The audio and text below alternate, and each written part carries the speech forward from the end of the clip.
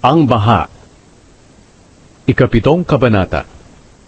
Sinabi ng Panginoon kay Noe, "Pumasok ka sa barko kasama ng buong pamilya mo, sapagkat sa lahat ng tao sa panahong ito, ikaw lang ang nakita kong matuwid.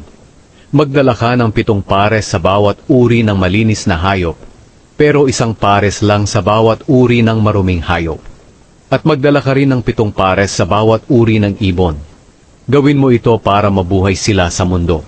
Sapagkat pagkatapos ng 7 araw mula ngayon, magpapaulan ako sa buong mundo sa loob ng 44 gabi, para mamatay ang lahat ng nilikha ko."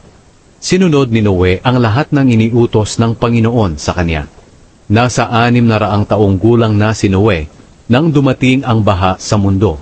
Pumasok siya sa barko kasama ang asawa niya, mga anak na lalaki, at mga manugang, para hindi sila mamatay sa baha.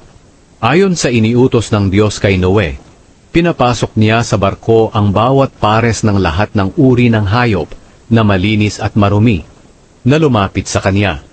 At pagkalipas ng 7 araw, bumaha sa mundo. Nang 17 araw ng 2 buwan, umulan ng napakalakas, at umapaw ang lahat ng bukan. Si Noe ay 600 taong gulang na noon. Umulan sa mundo sa loob ng 40 araw at 40 gabi.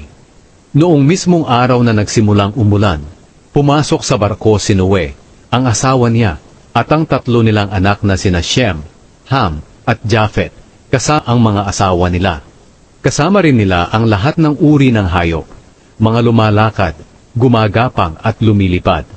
Ayon sa iniutos ng Diyos kay Noe, pinapasok niya sa barko ang bawat pares ng lahat ng uri ng hayop na lumalapit sa kanya.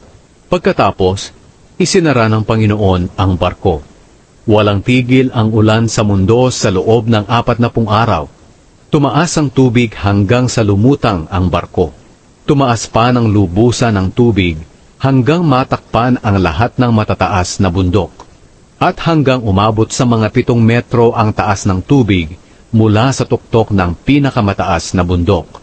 Kaya namatay ang lahat ng may buhay, ang mga hayop na lumilipad, lumalakad, gumagapang, at ang lahat ng tao. Namatay ang lahat ng nabubuhay sa lupa. Nalipol ang lahat ng tao at ang lahat ng hayop sa mundo. Si Noe lang at ang mga kasama niya sa loob ng barko ang hindi namatay. Bumaha sa mundo sa loob ng 150 araw.